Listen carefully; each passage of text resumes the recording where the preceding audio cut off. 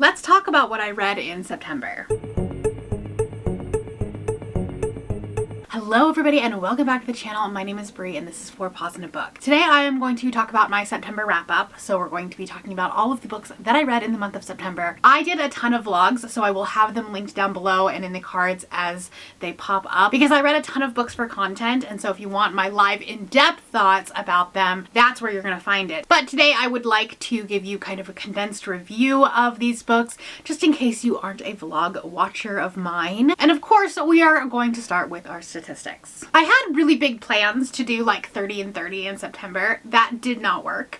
I managed 15 books in the month of September, which is still a great number. I'm very glad that I got these books completed. It just wasn't the 30 I was kind of hoping for at the beginning of the month. I read 5,381 pages. 13 of the 15 were traditional novels, and then I did read 2 novellas. I listened to 11 books solely on audio. 1 book was an ebook, and 3 books I read physically.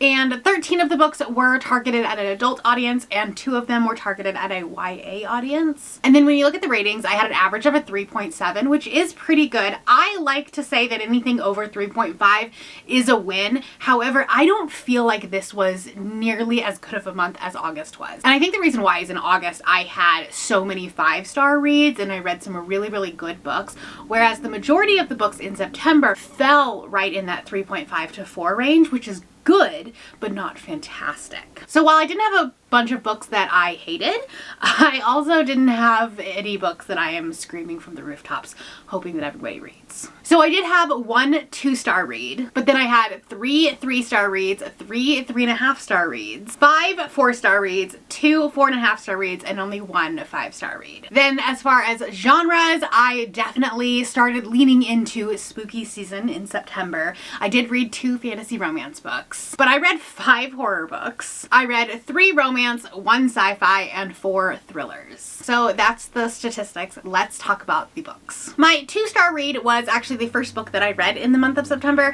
I carried it over from August, and I'm kind of glad I did because let's be honest, we didn't need a 2-star read during Battle-a-thon, but that was Hot Summer by Elle Everhart. This is a sapphic contemporary romance. It was the Afterlight exclusive edition, so it's gorgeous, right? Like it's got these beautiful sprayed edges, these like stunning end papers, and this really fun like naked hardcover, and that's about where the good things end. This is comped as a Love Island, but the 2 female characters, like the 2 contestants, kind of fall for each other instead of a guy, like they are supposed to on this reality show. And like, yes, that is what happened, but for being a reality TV show, there was very little drama.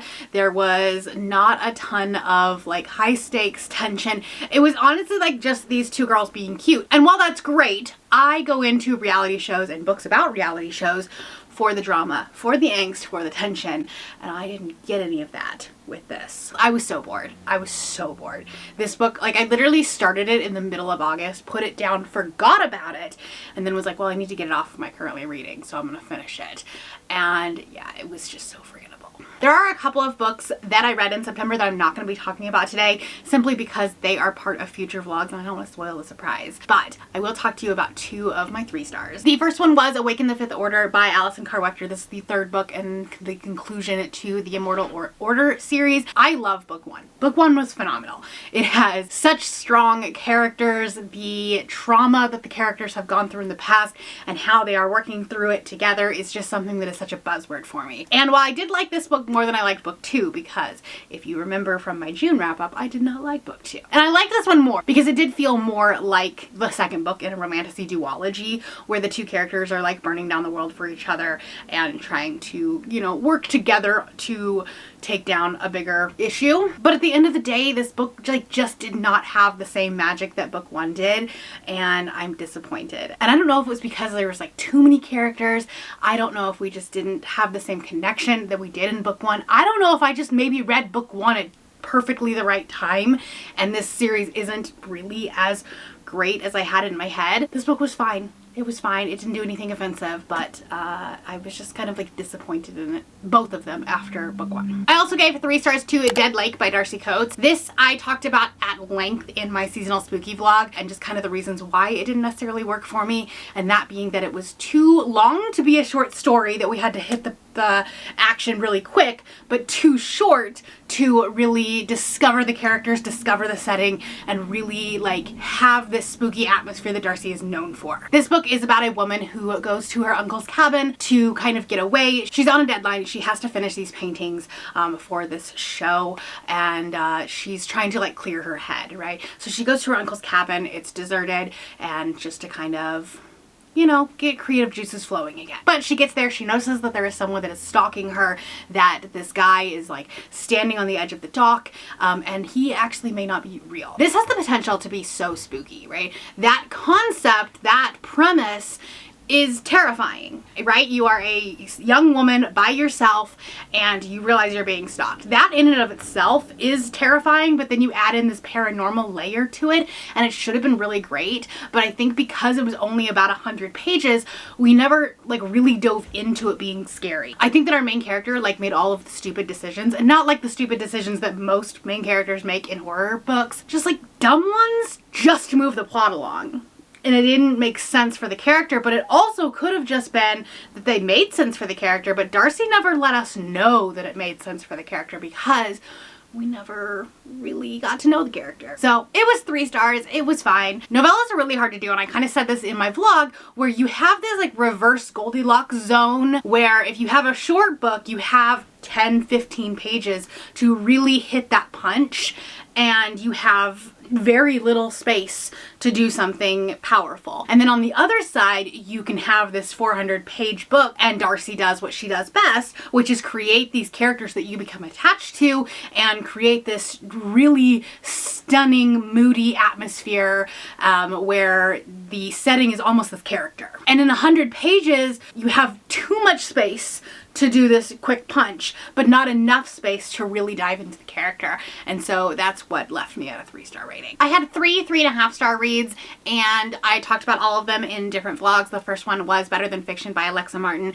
This I talked about in my TBR 2.0 video, where I am reading the books that I originally put on TBRs throughout the year and then didn't read them in that month. It's a whole thing. This book was a roller coaster of emotions, okay? At first, I was really confused by character choices. I mean, this is a character who inherited a bookstore who doesn't read.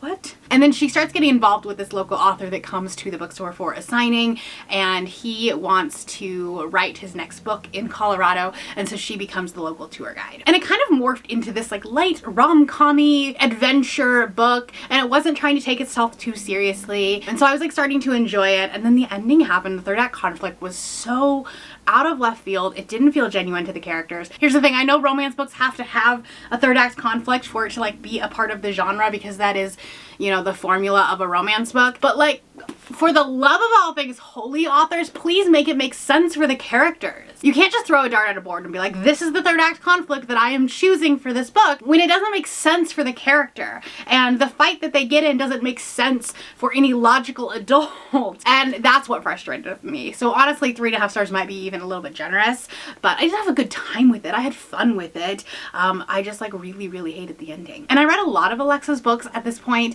and I think that I've liked a lot of them, but I've never loved one of her books. You know, it's fine. I'm glad I read it.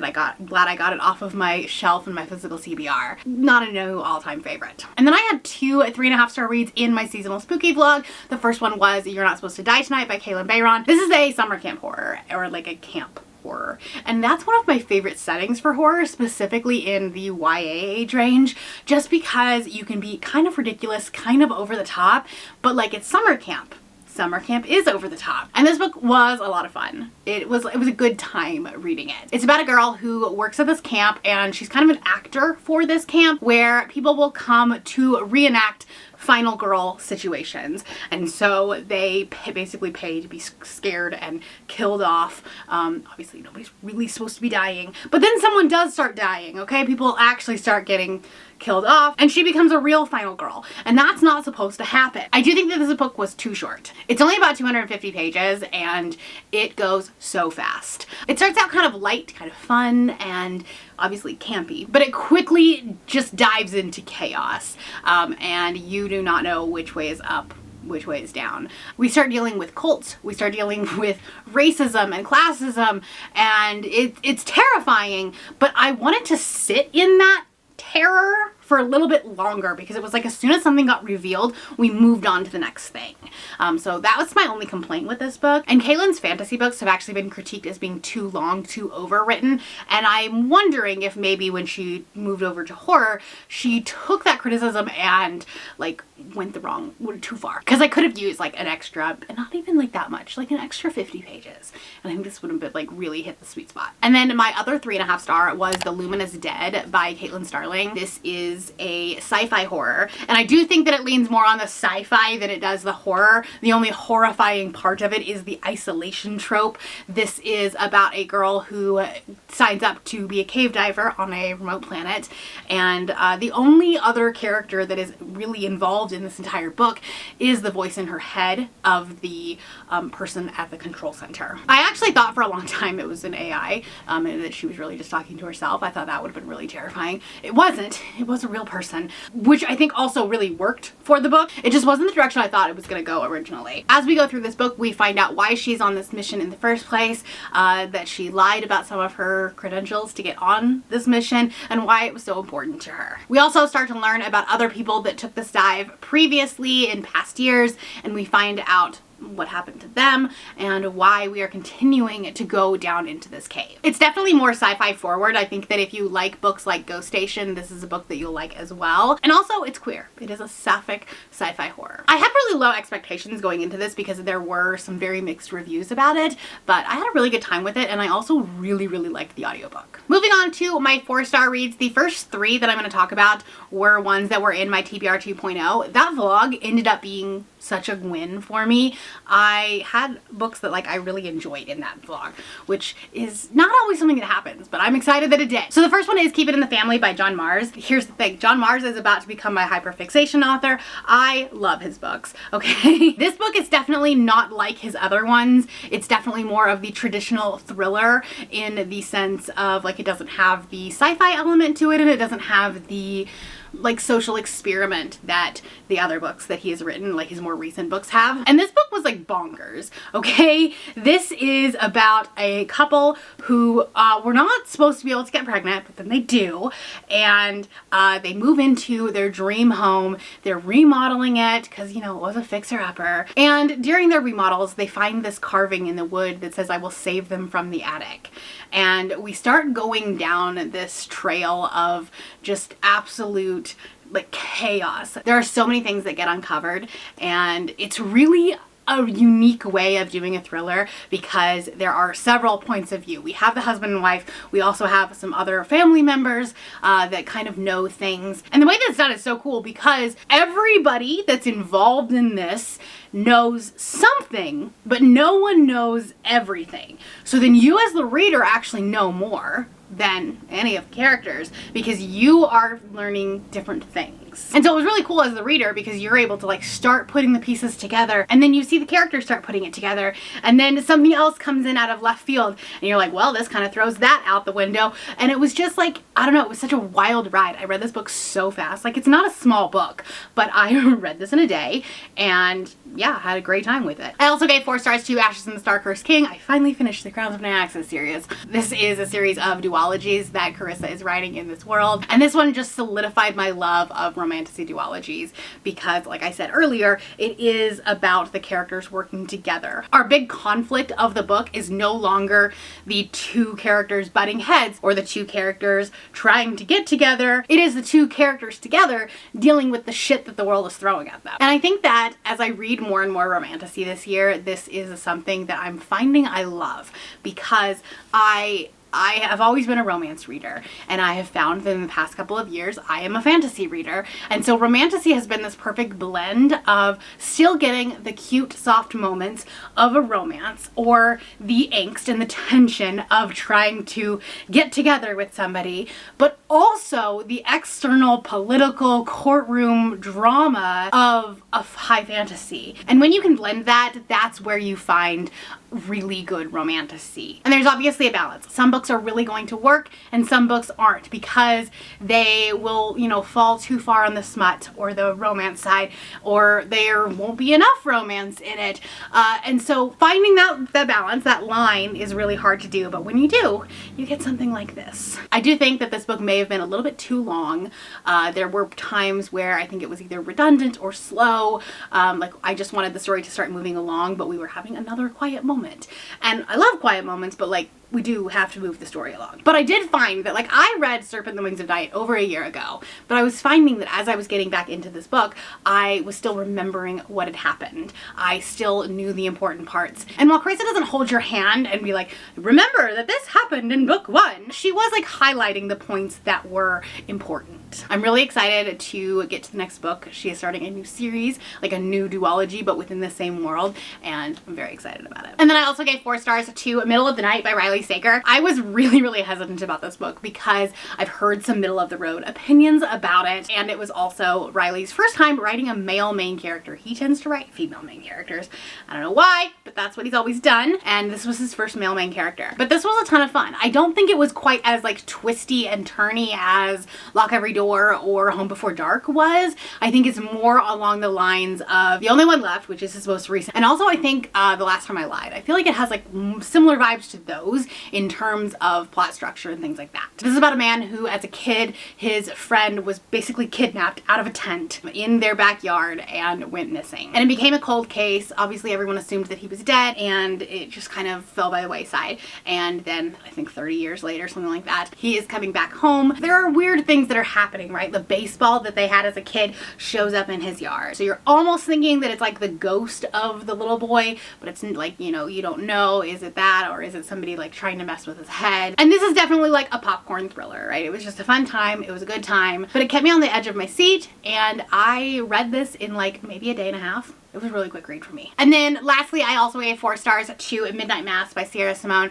I don't have a vlog for this. However, I did talk a lot about this in my Patreon exclusive vlog. I kind of go into detail about my thoughts about it. Even though like it's only a 100 and something page book, I go in depth there. So that's available for the top 2 tiers of my Patreon if you want to check that out. This book follows Priest, so it's technically like 1.5. I just skipped it in my series reading, and I just wanted to finish the series. So it does follow Poppy and Tyler, and it happens like after they are married and together. A lot of times with epilogue novellas, that's exactly what they feel like, is an epilogue. And I do think that for a lot of this book, it did feel like that. There was a lot of smut in this book because there's a lot of smut in Priest. And I don't think we like learned anything about it. Romance uses smut and smut scenes to develop the relationship and to build the 2 characters up together. And when you have 2 characters that are already together, smut doesn't always necessarily need to be there. And I do think that at the beginning of this book, that's kind of what it felt like. And then the 2 characters start fighting, but they're using sex to like A, get back at each other, and B, try to make up. And it was just like, guys, use your words, okay? Please stop.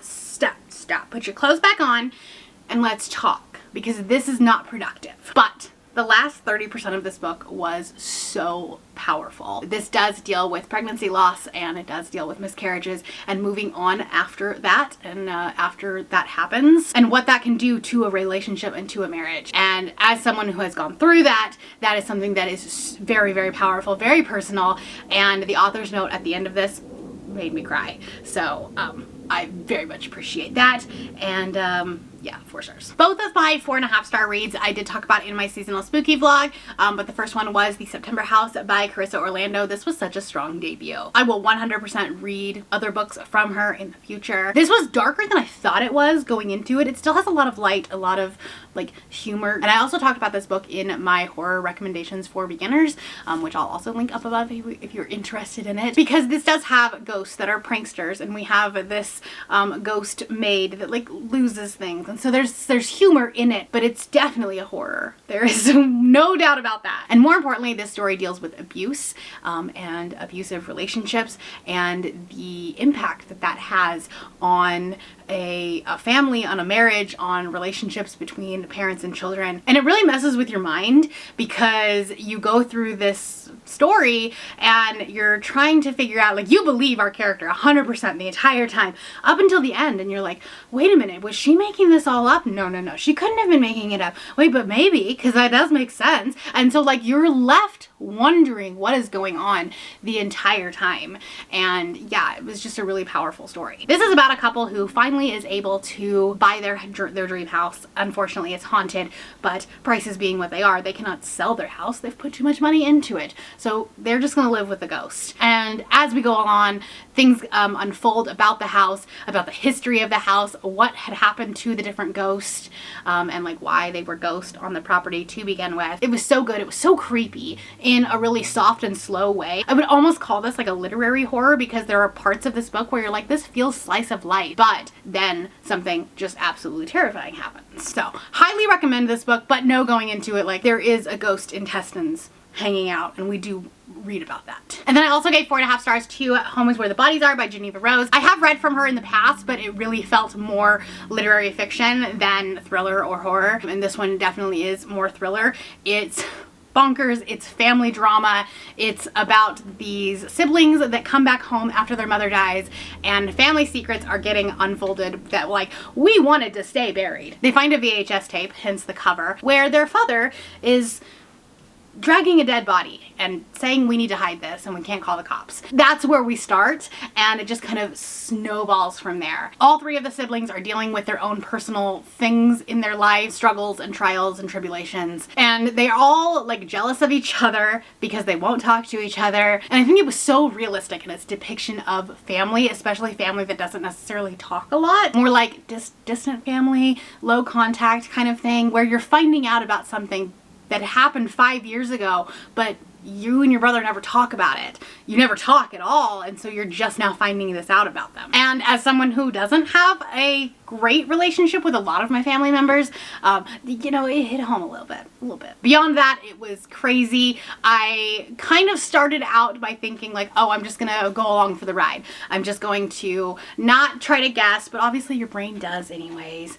And so I started making, you know, predictions, things like that. And let me just tell you, crazy stuff happens in this book. All right, I only had one 5-star read this month, and it's not one that I think will be a favorite of the year or anything like that, but at the same time I had such a great reading experience with it, so it's 5 stars. And that's The Family Experiment by John Mars. Listen, are we surprised? This was the book that Cal and I read for the Not Your Mom's Boozy Book Club, and so it was really fun to go back and forth texting and being like, oh my god, what just happened? That reveal and this reveal, and it was a cool experience to read it along with somebody, and that probably helped the enjoyment factor of this book. And while I don't think that this is as good as the one, I think that one is probably going to be my favorite of the books that I've read from him this year, this still was so unique, so interesting, and it deals with so many different social elements when it comes to having a family and like dealing with kids and stuff like that, and where you're like literally being live streamed your parenting, right? The internet has so many things to say about people's parenting, and that's just the things that we put on the internet. There's so much conversation about parents putting their kids on TikTok, how they're disciplining their children, but it's all like curated videos on TikTok or YouTube or whatever. And I can only imagine how having 24-hour access to someone's parenting, albeit virtual, would just like wreak havoc on your mental health and your mindset. And like, what? That's just, it's crazy to me. And this book is marketed as this experiment, this like reality show of these people that were given a virtual child, and you know, the live stream happened and people could vote on who their favorite parent was. And that's what, I mean, yes, that's what this book is, but it's so much more. And there's this like one thing that they kind of show at the beginning, and then we forget about it. And I read a lot of books at the same time, and as I was reading this book, I came back to it a couple of days after this, friends, like to finish this book up, and I was like, wait a minute, what were they talking about with Ararat? Because we haven't mentioned it in a while. And I was like, and was that another book? Like, were we talking about a different book there? And then like it comes full circle and you're just like, oh. The mind of John Mars, okay? I want to know what his house looks like because I am picturing maps with red strings. Take a look at this. Jesus Christ, That right there is the mail. Now let's talk about the mail. Can we talk about the mail, please, Mac? I'm dying to talk about the mail with you all day, okay? That's what I'm picturing because that's the only way that you would be able to map a book like this out. I was really worried about this book because there are so many characters in it. There are a lot of different couples and you kind of bounce back and forth between the POV couples and their children. And I was really worried at the beginning that we were going to forget people or forget characteristics of people, and I think that John had a way of making them unique enough that you remembered what you needed to about them. And even though we were reading it quickly, it felt like watching a reality show where, like, yes, at the beginning of a reality show, like think The Bachelor, there's always 3 Jennies on The Bachelor and you kind of get them all confused until we kind of wheel it down a little bit. And that kind of happened here where there were a couple of cishet couples that you're just like, where is it, you or you? And then like someone gets whittled out and then you are able to remember the important characters. And there was just so much that happened in this book that, like, I don't know, the mind of John Mars is a fascinating thing. So this was definitely my favorite book of the month. I don't know that it'll make it on my top 10, but who knows at this point. All right, those are the books that I read in the month of September. Let me know down in the comments below what your favorite book of the month was. And if you're not feeling chatty, do a spider emoji. If you do want to check out the vlogs where I read these books, I will have my TBR 2.0 right here and my seasonal spooky challenge right here. Go ahead and check those out. They were a lot of fun. And I will have a second seasonal spooky challenge video coming out in October. That's why I couldn't talk about the books today. That's all I have for you today. If you're new here and you have not yet subscribed, there's a little button you can do so down below the video. If you'd like to hang out with me more, the links to my Instagram, Goodreads, Twitter, and my Patreon are linked in the description below. Thank you for watching and I will see you next time.